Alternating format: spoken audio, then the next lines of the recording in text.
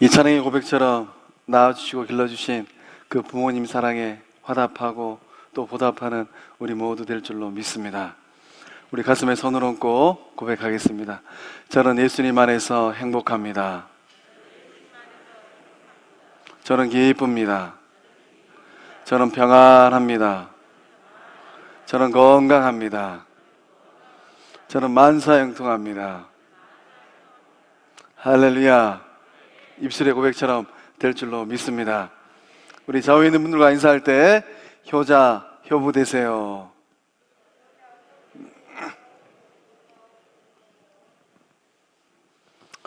진실로 오늘 이 예배 자리에 나온 우리 성곽의 모든 식구들이 여수 전역에서 소문난 효자요, 효부들 될 줄로 믿습니다. 또 이제 이스라엘 또 자녀들이 효자가 되고 효부가 되는 은혜가 가정들마다 임하게 될 줄로 믿습니다. 양주동 박사님이 쓰신 어버이 은혜라는 노래가 있습니다. 그 가사를 보면 우리가 잘 아는 참 우리의 마음을 저리게 하는 이 고백들이 있습니다. 어머니의 사랑이 어떤 사랑인가, 아버지의 사랑이 어떤 사랑인가 구구절절히 기록되어 있어요. 낳으실 때 괴로움 다 잊으시고 기르실 때 밤낮으로 애쓰는 마음, 진자리 마른 자리 갈아주시며. 사랑 많은 우리 어머니들은 참 험난한 인생길을 걸어가면서 낳아주시는 그 괴로움도 다 잊어버리시고 밤낮으로 설쳐가면서 뒷바라지 해주시고 또 사랑 부어주신 그 놀라운 은혜의 어머니들인 줄로 믿습니다. 또 우리 아버지는 어떻습니까? 손발이 다 닳도록 고생하시네. 배움의 끈이 또 짧은 분들이라 할지라도 배움의 깊이가 이 가방끈이 긴 아버지라 할지라도 손발이 다 닳도록 자식들의 뒷바라지 하느라 허리가 굽고 등에 굳은 살이 이 베이는 그런 아버지들의 인생살이었습니다. 이 놀라운 은혜를 우리가 다 말로 표현하고 어떻게 다 갚을 수 있겠습니까? 그래서 그 노래의 이 마지막 가사는 하늘 아래 그 무엇이 넓다 하리요 어버이의 희생은 가히 없어라. 오늘 우리의 삶과 인생 가운데 흘러온 어머니 아버지의 사랑을 마음 가운데 깊이 깊이 새기고 또 보답하고 효도하는 저와 여러분 다 될 줄로 믿습니다. 부모라는 존재는 어떤 존재일까요? 종교개혁자 마틴 루터는 이 부모에 대해서 이렇게 말을 했습니다. 부모는 하나님의 대리자다.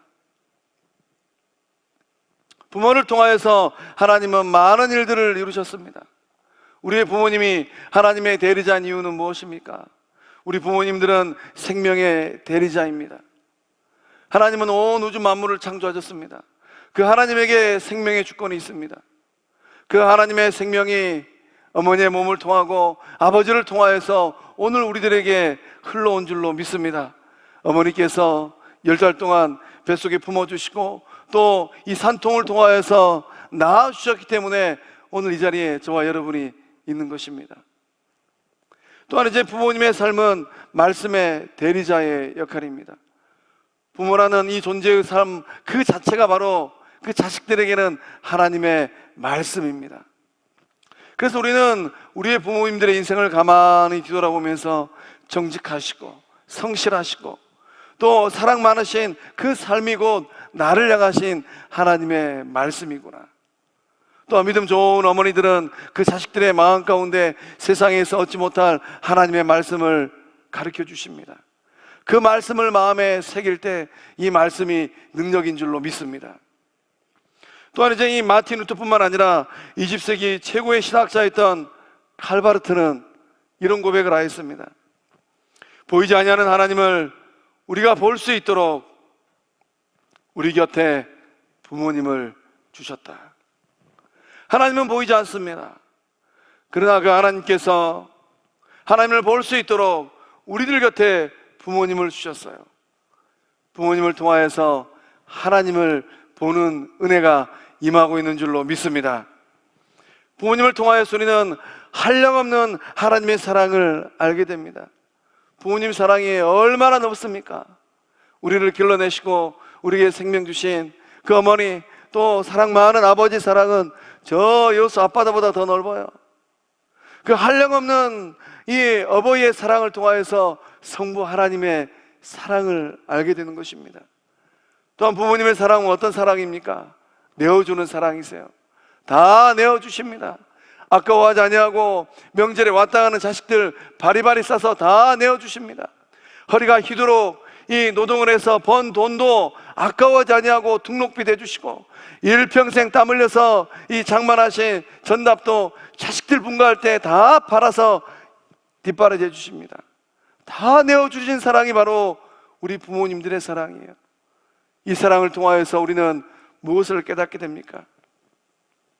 성부 하나님은 하나뿐인 예수님을 십자가에 아까워하지 아니하시고 내어주셨어요.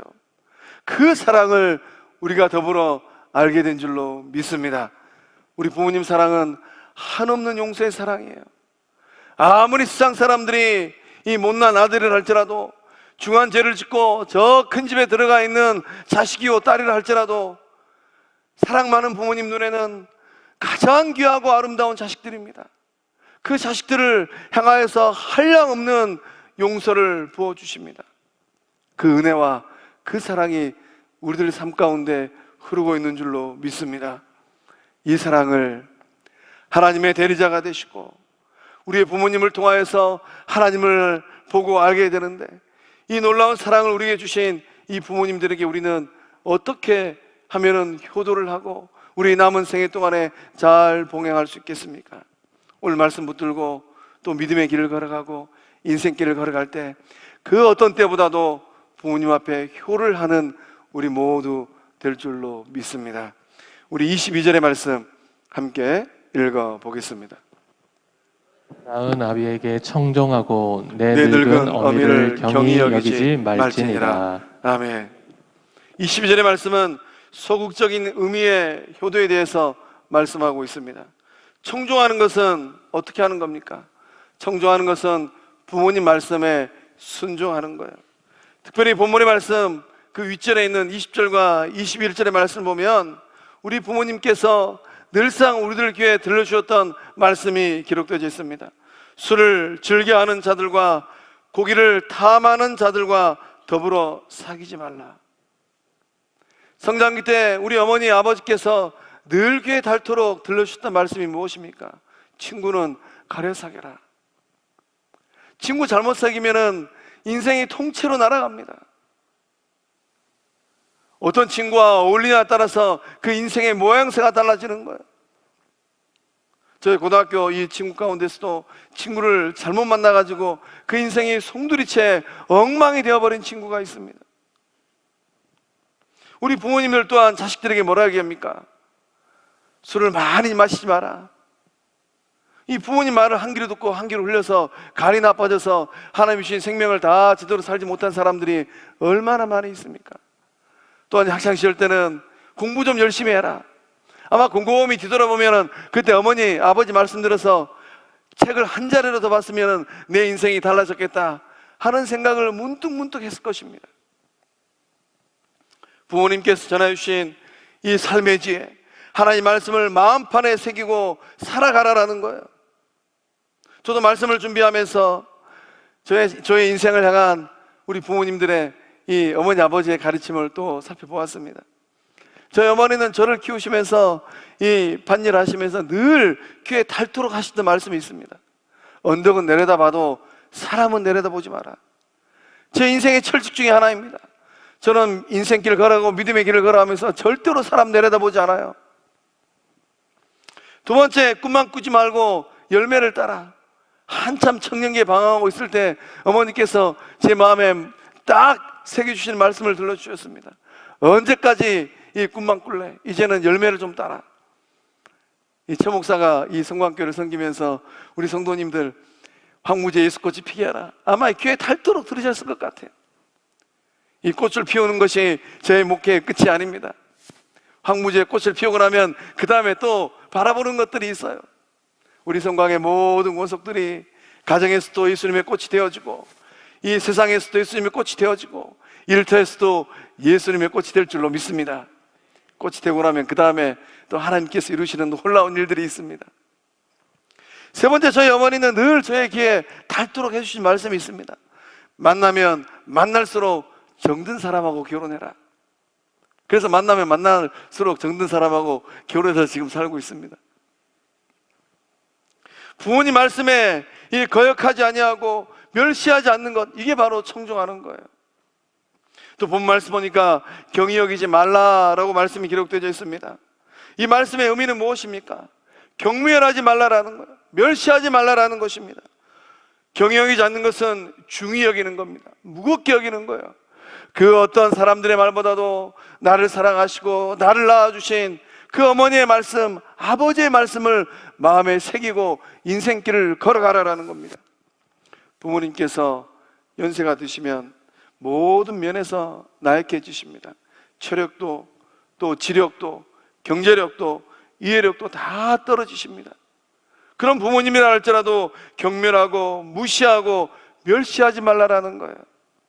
부모님을 어심 여기거나 소홀히 여기는 것, 그것은 자식된 도리가 아니라는 겁니다. 우리 가운데는 그런 분이 없는 줄로 믿습니다. 우리들 자식 가운데는 그런 자식이 없는 줄로 믿습니다. 교회 유치부에 다니는 어린아이가 어느 날 집에 돌아와서 뭔가를 열심히 외우고 있었습니다. 그래서 이 아버지가 이 자식이 뭘 외우고 있는가 이렇게 귀를 기울여 보니까 이 어린아이가 10계명을 외우고 있었어요. 그런데 제 5계명을 외우는데 뭔가 좀 이상합니다. 가만히 들어보니까 이 아이가 제 5계명을 외우는데 내 부모를 공격하라, 내 부모를 공격하라 이렇게 외우고 있는 거예요.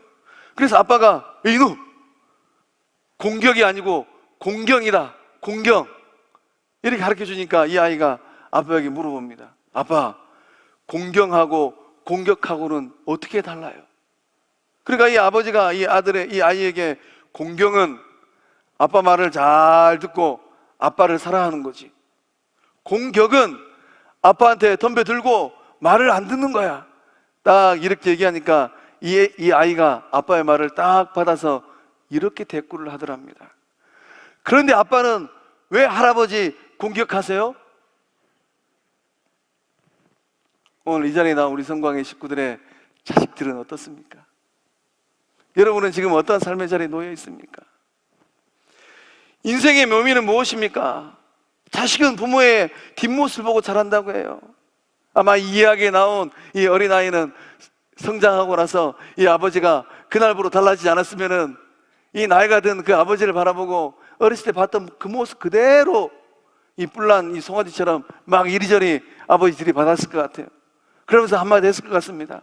아빠도 그때 그러셨잖아요. 부모님 말씀에 이 청종하지 않으면 반드시 후회할 날이 와요. 한 노신사가 이 시장 한 구석에 서서 눈물을 펑펑 흘리고 울고 있었습니다. 이 노신사가 누구였는고 하면 18세기 영국이 낳은 시인이자 평론가인 이 세뮤얼 존슨이라는 사람입니다. 이 세뮤얼 존슨은 이 영국이 자랑하는 사람입니다. 큰 명예를 얻었고 많은 제자들에게 존경을 받은 사람입니다. 그런데 왜 이 세뮤얼 존슨이 이 시장 구석에 땡볕 아래 서서 눈물을 뚝뚝 흘리고 울고 있는지 사람들이 궁금했습니다. 이 소식을 듣고 제자들이 한 걸음에 달려왔습니다. 선생님, 이 무슨 일입니까? 무슨 병과라도 있습니까? 심히 걱정스럽습니다. 제자들의 이 말에 이 세뮤얼 존슨은 딱 자기의 인생 이야기를 들려주었습니다. 지금 내가 서 있는 이 자리는 내가 어린 시절 아버지께서 낡은 책을 팔며 장사하던 곳이라네. 어느 날 아버지가 몸이 좋지 않다고 나에게 하루만 나가서 장사해달라고, 나가서 장사 좀 하라고 이렇게 부탁하셨네. 나는 가난한 이 장사치인 아버지의 모습이 부끄러워서 거두절미하고 거절했다네. 사실 그날 아버지는 심각하게 몸이 좋지 않았는데 내가 아버지 대신에 그날 나가서 장사를 했더라면, 아버지는 몸이 좋지 않아서 나 대신 이 나가서 장사하고 나서 심한 병치레를 앓고 끝내는 돌아가셨다네. 오늘 그때의 기억이 생각이 나서 이 자리를 떠날 수가 없다네. 그날 돌아가신 아버지 대신에 내가 나갈 수만 있다면 나의 명성은 다 포기할 수도 있다네. 때늦은 후회를 100번, 1000번 한다고 해서 무슨 소용이 있겠습니까? 고등학교 은사님들 가운데 30년의 세월이 지났음에도 불구하고 잊혀지지 않는 가르침을 주신 선생님이 계십니다. 한문 선생님이셨어요. 이분이 어느 날 수업 시간에 이 주자 10회를 숙제로 내주셨습니다. 주자가 인생을 살면서 하게 되는 10가지 후회를 기록해 놓은 게 바로 주자 10회예요. 30년이 지났음에도 불구하고 3가지는 잊혀지지가 않아요. 이 주자 10회의 첫 번째가 무엇인가? 불효 부모 사후회입니다. 부모님에게 효를 하지 못한 불효자는 부모님 돌아가시고 나서 후회한다라는 거예요. 어떤 후회를 합니까? 살아계실 때 좀 더 잘해드릴 걸, 살아계실 때 좀 더 편하게 모실 걸, 살아계실 때 좀 더 만난 것 드릴 걸, 껄껄껄 하는 후회를 한다라는 거예요. 오늘 이 자리에 나오신 우리 성광의 식구들은 어떻습니까? 부모님이 살아계신다면 아직도 우리에게는 기회가 있고 시간이 있습니다. 돌아가시고 나서 후회하지 말고 살아계실 때 만난 것 드리고 좋은 것 드리고 마음 편하게 드리는 효를 행하는 저와 여러분 다 될 줄로 믿습니다. 어떻게 하는 것이 효를 행하는 삶이겠습니까? 우리 23절과 24절의 말씀 또 함께 읽어보겠습니다.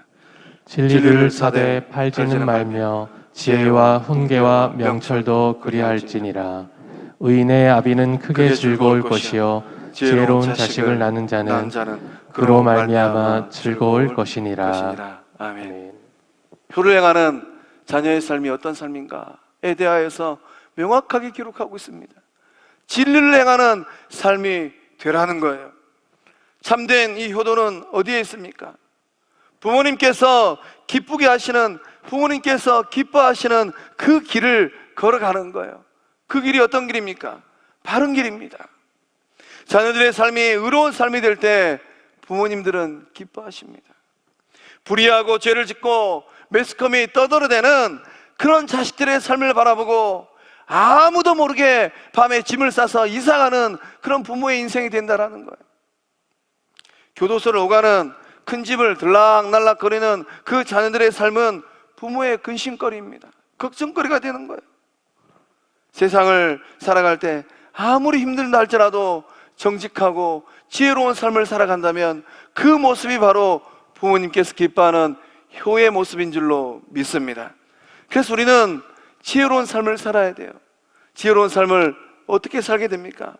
잠언 9장 10절의 말씀은 여호와를 경외하는 것이 지혜의 근본이다라고 기록되어 있어요.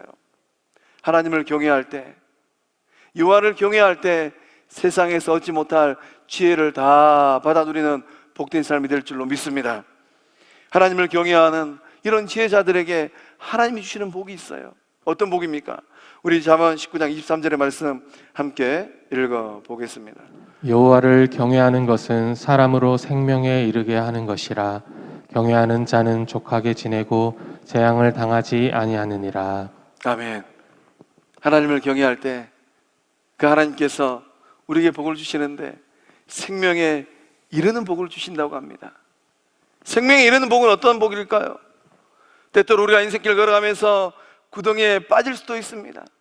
또는 불구덩이에 들어갈 수도 있어요.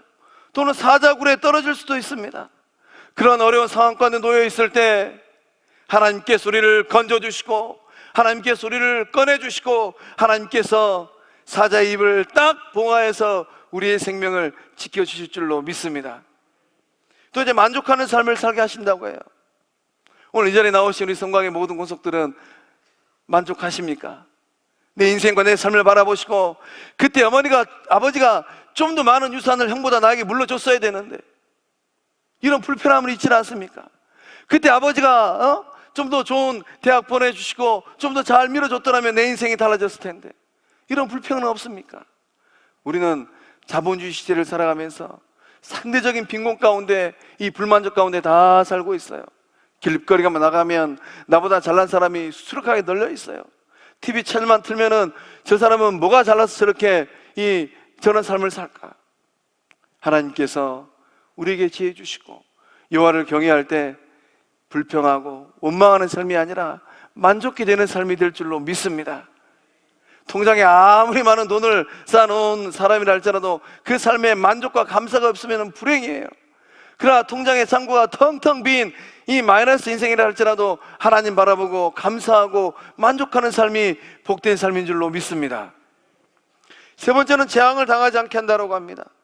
우리가 인생길을 걸어가면서 내 의지와 상관없이 홍해 앞에 서 있을 때도 있습니다. 또 민족의 학살의 위기가 올 때도 있어요. 또 풍랑에 휩쓸려서 이리저리 떠다닐 때도 있습니다. 오늘 우리의 삶의 자리 코로나19로 얼마나 많이 힘듭니까? 이거는 역사적인 대재앙입니다. 어떤 재앙 가운데 놓여있다 할지라도 하나님께서 지켜주시고 보호하시고 함께 하시는 삶이 될 줄로 믿습니다. 자녀들이 하나님을 경외하면서 지혜자의 삶을 살 때 이런 복 누리고 사는 것, 그거 바라보면서 부모님께서 기뻐하신다라는 거예요. 저희 부모님은 7남매를 키우셨어요. 어느 날인가 제가 아버지하고 이런저런 얘기를 하는데 살짝 지나가는 말씀으로 이렇게 얘기하시더라고요. 그래도 예수 믿는 자식들은 뭔가 달라도 조금 다르네. 근데 저희 7남매 중에 딱 2사람만 예수 믿었습니다. 세상에는 많은 사람들이 보고 아는 게 뭡니까? 예수 믿는 사람들, 예수 믿는 자녀들 뭔가 다르다라는 거예요. 하나님께서 여호와를 경외하는 모든 자녀들에게 이 놀라운 은혜를 주신 줄로 믿습니다. 말씀은 진리를 사라고 합니다. 이 말씀의 의미는 무엇입니까? 진리를 최고의 가치로 생각을 하는 거예요. 진리를 발견하고 이 진리를 소유하기 위해서는 고통과 희생도 기꺼이 지불하라라는 말씀입니다. 또 말씀은 진리를 팔지 말라라고 합니다. 이 말씀의 의미는 또 무엇입니까? 진리를 얻고 난 후에는 그 진리를 어떤 것과도 바꾸지 말라라는 거예요. 진리를 잘 간직하라라는 겁니다. 생명의 주 되신 예수님께서 진리인 줄로 믿습니다. 그 진리를 얻었으면 이 진리를 잘 간직하는 저와 여러분 된 줄로 믿습니다. 성경을 보면 이 진리를 발견하고서도 엿바꿔 먹은 인간이 있어요. 대표적으로 2사람입니다. 예서하고 가룟 유다예요. 예서는 팥죽 한 그릇에 장자의 명분을 팔아버렸습니다. 성경은 그런 예서를 뭐라고 얘기합니까? 히브리서 12장 16절의 말씀 보면 이런 예서를 두고서 망령된 자다라고 기록되어 있어요. 망령되었다. 이 말의 의미는 무엇입니까? 영이 망한 사람이 되었다라는 거예요. 가룟 유다는 어떠합니까? 진리 되신 예수님 만나고서도 은 30에 예수님을 팔아버렸습니다. 진리를 돈 몇 푼에 팔아버렸어요. 그리고 나서 이 가룟 유다의 인생은 어떤 인생이 되었습니까? 성경에는 가룟 유다의 인생의 끝을 어떻게 기록하고 있습니까? 불의의 삭수로 밭을 사고 난 후에 몸이 곤두박질하여 배가 터져 창자가 다 흘러나왔다라고 성경은 기록하고 있어요. 가룟 유다의 인생은 참으로 비참한 인생으로 끝나버렸습니다. 불효자 중에 가장 불효자가 누구인가? 가룟 유다예요.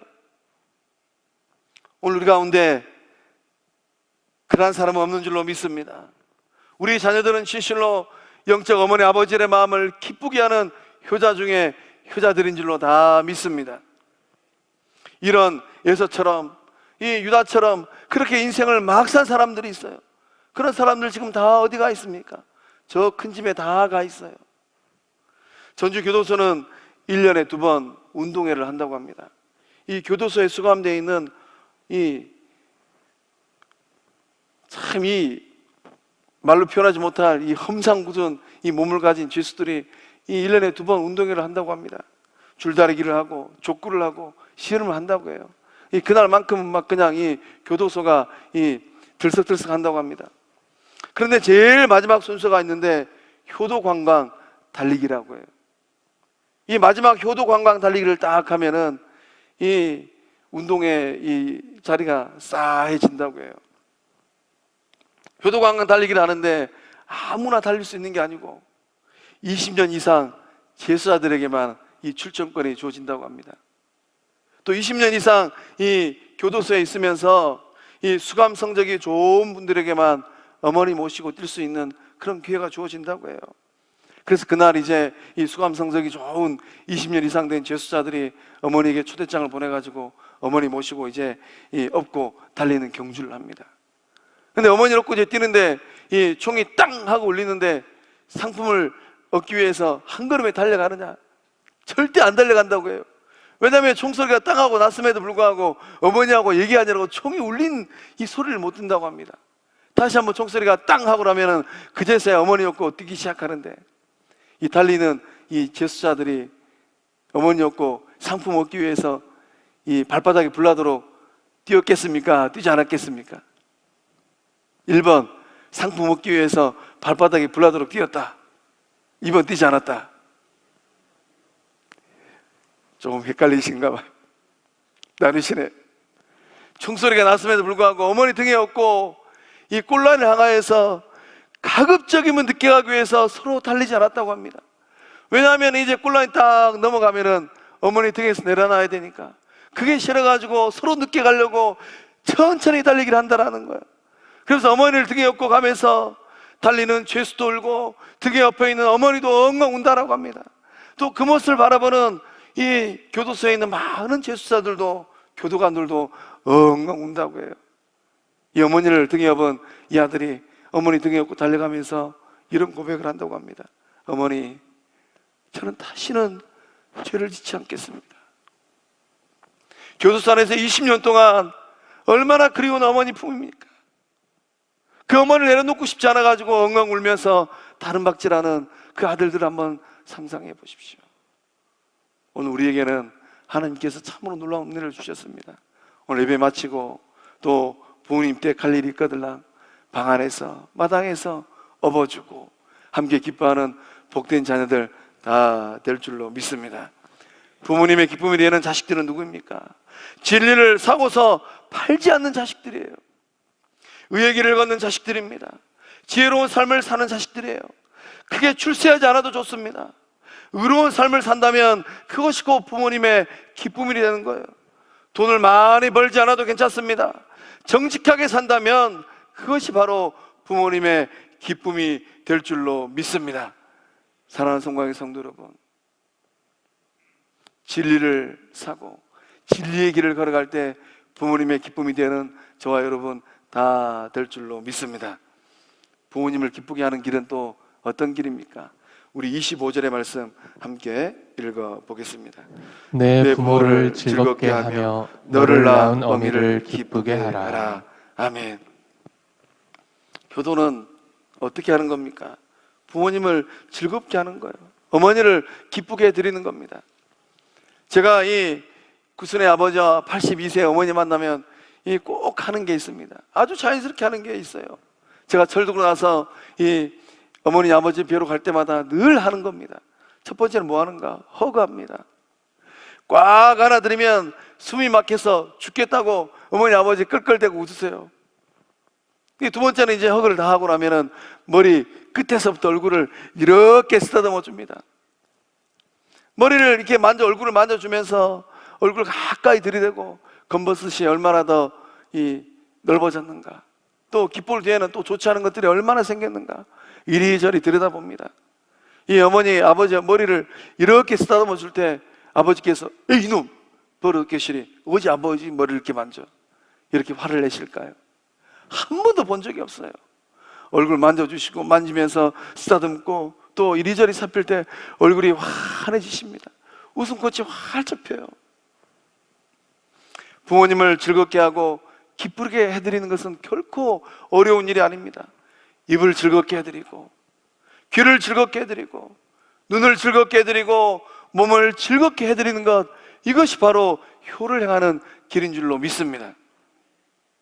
제가 입을, 귀를, 눈을, 몸을 하면 우리 성도님들은 즐겁게 하십시오. 입을, 눈을, 귀를, 몸을 할 때 효를 행하는 복된 주의 자녀들 다 될 줄로 믿습니다. 제가 저희 교회 부임하기 전에 이 어르신들 모시고 이곳저곳으로 이 여행을 좀 다녔습니다. 한 번은 저 서울 에버랜드를 이 어르신들 한 2차로 모시고 갔는데, 그때 우리 나이 많은 권사님이 저에게 이런 얘기를 하시더라고요. 목사님, 자식들도 안 데려오는 이 에버랜드, 목사님 데려와서 1박 2일 동안 구경시켜주고 맛있는 거 먹게 해주시니 감사합니다. 코로나가 끝나고 나면은 우리 성광의 어르신들 한번 다 모시고, 우리 교회는 차도 많으니까 저 에버랜드 가가지고 1박 2일 동안 즐겁게 놀다 왔으면 좋겠다. 최 목사의 꿈 중에 하나입니다. 또 우리 어머니 아버지처럼 연세가 80이 넘어가신 분들이 있으면 머리끝에서 얼굴 이렇게 쓰다듬어 주면서 좀 들여다보고 싶어요. 우리가 반드시 알아야 할 것이 하나 있습니다. 무엇입니까? 효도하는 자녀들의 인생을 하나님께서 책임져 주신다라는 거예요. 이것은 하나님께서 정하신 인생의 법칙입니다. 달이 뜨고 해가 뜨는 것처럼 하나님께서 그런 인생의 법칙을 딱 만들어 놓으셨어요. 효도하는 자식치고 망하는 자식을 본 적이 없습니다. 왜 그렇습니까? 효도는 하나님께서 그 자녀들을 바라보시고 복 주시는 인생의 지름길이기 때문이에요. 그 말씀이 신명기 5장 16절의 말씀에 기록되어 있습니다. 우리 함께 읽어보겠습니다. 너는 내 하나님 여호와께서 명령한 대로 내 부모를 공경하라. 그리하면 내 하나님 여호와가 내게 준 땅에서 내 생명이 길고 복을 누리리라. 아멘. 하나님께서 부모를 공경하고 효를 행하는 그 자녀들에게 두 가지 복을 주신다라고 명확하게 말씀하셨어요. 내 하나님 여호와가 명령한 대로, 이거는 명령이에요. 절대 바꿀 수 있는 게 아닙니다. 내 부모를 공경하라. 그리하면 내 하나님 여호와가 내게 준 땅에서, 여러분이 살고 있는 땅은 어디입니까? 여수 땅이에요. 내 생명이 길고 복을 누리리라. 첫 번째 복은 어떤 복입니까? 장수의 복입니다. 십자가에 달리신 예수님께서 그 어머니 마리아를 사도 요한에게 부탁하셨어요. 그 말씀이 요한복음 19장 26절과 27절의 말씀에 기록되어 있습니다. 우리 함께 읽어보겠습니다. 예수께서 자기의 어머니와 사랑하시는 제자가 곁에 서 있는 것을 보시고 자기 어머니께 말씀하시되 여자여 보소서 아들이니이다 하시고 또 그 제자에게 이르시되 보라 내 어머니라 하신대 그때부터 그 제자가 자기 집에 모시니라. 아멘. 예수님은 세상을 떠나는 그 순간까지 효를 행하신 효자 중에 효자인 줄로 저는 믿습니다. 여자여 보소서 아들이니이다. 그 어머니를 두고 세상을 떠나는 예수님 마음은 얼마나 찢어졌겠습니까? 그래서 그 옆에 있는 사랑 많은 제자 사도 요한에게 이렇게 부탁을 합니다. 보라 내 어머니라. 사도 요한은 예수님 말씀을 받고서 그때부터 그 제자가 사도 요한이 자기 집에 친모로 모시니라 라는 게 성경의 기록이에요. 하나님께서 사도 요한에게는 어떤 복을 주셨습니까? 예수님의 12제자 가운데 자연사한 사람은 사도 요한밖에 없어요. 나머지 제자들은 다 믿음의 길을 걸어가면서 순교로 일찍이 세상을 떠났습니다. 그러나 어머니를 모신 이 사도 요한은 말씀의 기록처럼 내게 준 땅에서 내 생명이 길리라. 하나님은 사도 요한에게 장수의 복을 주신 줄로 믿습니다. 장수하고 싶으십니까? 좋은 약을 많이 먹는 것도 중요합니다. 그러나 생명의 주인 되신 하나님께서 얘야 너는 그만 와야 되겠다 그러면은 좋은 거 다 두고 가야 되는 게 인생길이에요. 그러나 우리가 장수하는 삶을 살기 위해서는 부모님 앞에 효를 행할 때 하나님께서 그 모습을 보시고 장수의 은혜를 주실 줄로 믿습니다. 9988234라고 합니다. 잘 아시는 것처럼 99세까지 팔팔하게 사시다가 2, 3일 앓고 넷째 날 하늘나라 가는 거예요. 근데 요즘에는 이런 말이 있다고 해요. 9988 오징어 99세까지 팔팔하게 사는데 오래오래 징그럽게 어울리는 삶이라고 합니다. 옆에 있는 분들 보고 인사 한번 하겠습니다. 9988 오징어 되세요. 또 이런 말이 있다고 합니다. 9988 고사리 99세까지 팔팔하게 사는데 고맙습니다, 사랑합니다, 이해합니다 이런 말하고 산다고 합니다. 우리 옆에 있는 분들 보고 다시 한번 인사할 때 9988 고사리 되세요.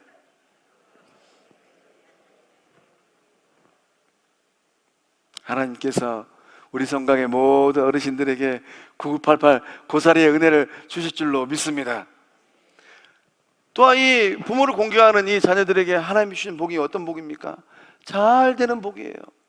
이 말씀의 기록입니다. 하나님께서 약속하신 거예요. 미국의 강철왕은 이 역사 가운데 누구나 잘 아는 앤드류 카네기입니다. 미국의 철강업계의 1인자예요. 엄청난 부자입니다. 역사 가운데 이런 부를 가진 사람이 또 있을까 싶을 정도로 이 물질의 복을 받은 사람이에요. 카네기는 인격적으로도 굉장히 훌륭한 사람입니다. 그런데도 결혼을 아주 늦게 했다고 해요. 왜 카네기가 이 결혼을 늦게 했을까요? 인격도 훌륭합니다. 또 능력도 있어요. 근데 왜 결혼을 늦게 했을까? 부모님을 향한 효성 때문에 카네기는 결혼을 늦게 했습니다. 이 카네기의 이 가족이 스코틀랜드에서 미국으로 이주를 처음 왔을 때 찢어지게 가난했다고 합니다. 얼마나 고생을 많이 했는지 몰라요. 어머니는 하루에 16시간 노동을 했다고 해요. 그러나 이제 24시간 가운데 이 잠자고 또 일상의 생활을 빼고 나머지 16시간 동안 뼈 빠지게 일을 한 겁니다. 이 카네기 자신도 이 낮에는 공장에서 일을 하고 저녁에는 이 청소부 노릇을 했다고 합니다. 몇 살이었는가? 13살, 이 우리로 하면 초등학교 6학년이죠. 그때 이 방직 공장에 취직을 해서 주급 1달러 20센트 받았다고 합니다. 우리 자녀들 가운데 이 초등학교 6학년 되는 아이들, 공장에 취직해서 일하는 아이들이 있습니까? 어쩌면 그 시대 때도 가문 좋은 집안의 아들들은 이 부모님 잘 만나가지고 학교 다녔을 것 같아요. 이 카네기는 이 공장에 가서 일을 하는 노동자입니다. 밤늦게 집에 돌아오면 어머니는 늦은 시간임에도 불구하고 이 카네기의 네일을 빨아가지고 난로에다가 말렸다고 합니다. 왜냐하면 네이가 한 불밖에 없었기 때문이라고 해요. 이 카네기는 고생하는 어머니가 몹시도 안쓰러웠습니다. 그래서 그 어린 나이에 스스로 이런 맹세를 했다고 합니다.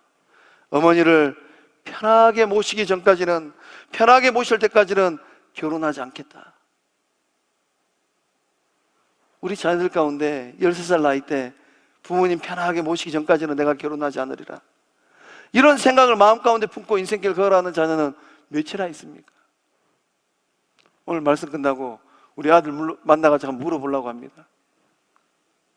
카네기는 정말로 40년이 지난 52살에 결혼을 했다고 해요. 이런 효성이 지극한 카네기에게 물질의 주인 되신 하나님께서 어떤 복을 주셨습니까? 미국의 최고의 철강업계에 1인자로 올려주셨습니다. 사랑하는 성광의 성도 여러분, 잘 되기를 원하십니까? 장수의 복이 임하고 일상의 삶 가운데 내가 상상하지 못하였던 하나님 주신 복을 받아 누리기를 원하십니까? 잘난 부모님이든 못난 부모님이든 정성을 다해서 공경하시기 바랍니다. 효를 행할 때 하나님께서 그 모습을 보시고 생명의 복도 주시고 삶의 놀라운 은총의 복도 더불어 주실 줄로 믿습니다. 이 복을 다 받아 누리는 저와 여러분 될 줄로 믿습니다. 기도하겠습니다. 은혜의 하나님, 낳아주시고 길러주신 사랑 많은 부모님을 허락하여 주시고 만나게 하심에 감사함을 드립니다. 자녀들 뒷바라지 하시느라 일평생 헌신한 우리 부모님들을 공경하고 효도하는 우리 모두 되게 하여 주시옵소서. 부모님의 몸과 마음을 평안하게 하여 주시옵소서. 노년의 삶이 복되게 하여 주시옵소서. 부모님 공경하면 땅에서도 잘 되고 장수하는 약속의 축복을 다 받아 누리게 하여 주시옵소서. 의로운 삶이 되게 하시며 지혜로운 삶이 되게 하여 주시옵소서. 부모님 돌아가시기 전에 예수 복음을 전하는 우리 모두 되게 하여 주시옵소서. 부모님과 함께 천국에서 영생 복락을 누리는 우리 모두 되게 하여 주시옵소서. 역사하심을 믿사옵고 생명 되시는 예수님의 이름으로 기도하옵나이다. 아멘.